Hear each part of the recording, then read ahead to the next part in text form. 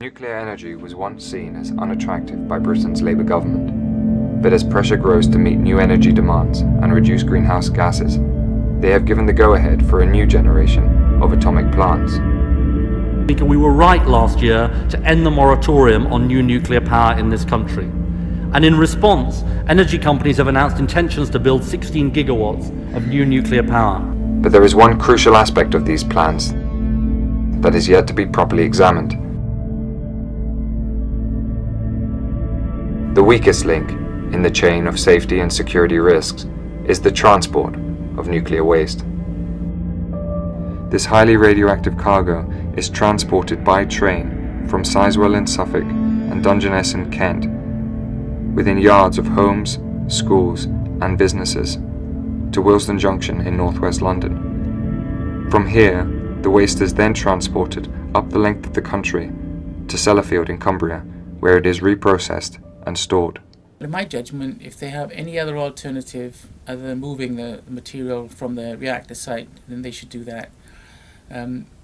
I don't think it's a good idea either in terms of the public relations for the nuclear industry or for the safety of the public to run trains along urban train lines which are used by many thousands of passengers going to and from their work. We've seen that nuclear waste is left unguarded on trains up and down the country. We've worked with newspapers like the Daily Mirror in the past to expose places like Willesden Junction in London, where these waste trains are left idle whilst people go and have a cup of tea or a fag. So I would not take the assurances at face value from the government and the security services. I mean, we're particularly concerned that the nuclear waste trains from Sizewell actually go through the Olympic site. It would seem to us that would be a prime target for terrorists wanting to create some sort of, terrorist spectacular. The canister is made out of a metal which is not pyrophoric, so the metal itself is not going to catch on fire.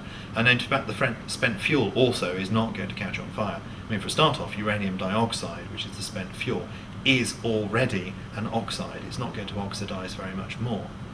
There are a series of tests that the Nuclear Installations Inspectorate require all canisters to go through. These include dropping the canister from 9 meters onto concrete, enveloping the canisters in fire for 30 minutes, and submerging the canister under water to make sure that there is no movement of water into or out of the flasks.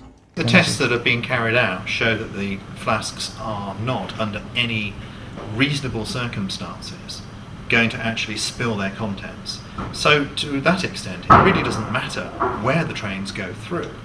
If a train can hit it and it's still intact, it doesn't matter. So I suppose you could argue that you want to go through the quickest route so that you get the flasks to the Sellafield site as quickly as possible.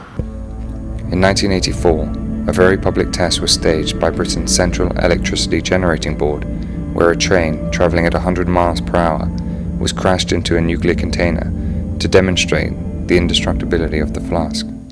What they didn't say in that film was that when they actually analysed the flask afterwards in the laboratory, that they found there were hairline cracks in the flask. And when they finally did discover that that was a problem with the flask, they didn't announce that publicly in the United Kingdom. They announced it in a technical paper presented to a conference in Las Vegas. The point is they've not been tested for the worst possible scenarios. If the government gets its way, and if the industry gets its way with new nuclear, we're going to see even more of these transports going around the country carrying even more dangerous waste. And what we're going to try to do in the future is find a deep geological disposal route for putting them in the ground away from people for 100,000 years.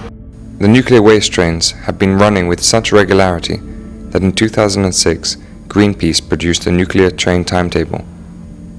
We have been able to confirm that this timetable is still accurate today. As the UK heads into its nuclear future, the transport of radioactive material is set to increase. To date, there have been no major nuclear incidents on UK roads or railways, but will it take a disaster before tighter regulations are enforced?